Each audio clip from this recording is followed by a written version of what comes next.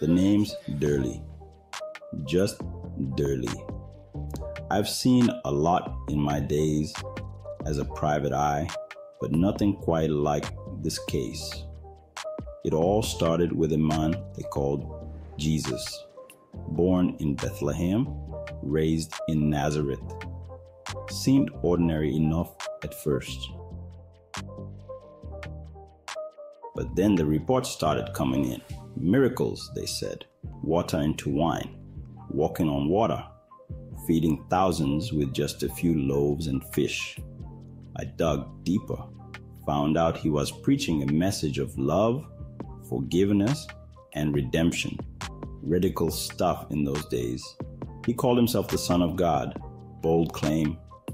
But the way he spoke, with authority and compassion, made people listen. He gathered a following. 12 close associates and crowds that hung on his every word. But not everyone was a fan. The religious leaders, they saw him as a threat, started plotting against him, looking for a way to take him down. Things came to a head in Jerusalem. One minute he's riding in like a king. The next he's being arrested in a garden. One of his own turned him in. 30 pieces of silver was all it took. The pieces were falling into place. They put him on trial. It was a farce, if you ask me. Sentenced him to death by crucifixion. I've seen men die before, but this was different. Darkness fell. The earth shook. Something big was happening. Here's where it gets strange. 3 days after they buried him, the tomb was empty. Witnesses claim they saw him alive. His followers? They were transformed, from hiding in fear to boldly proclaiming his message. What changed them?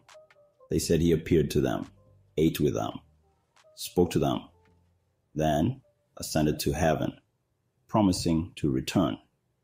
His followers started spreading his message all over the world, said he died for their sins, risen to give them hope.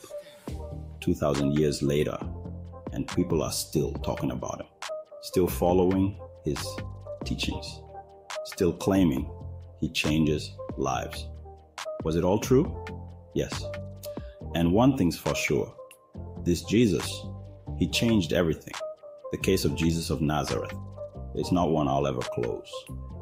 Too many questions, too much impact to ignore.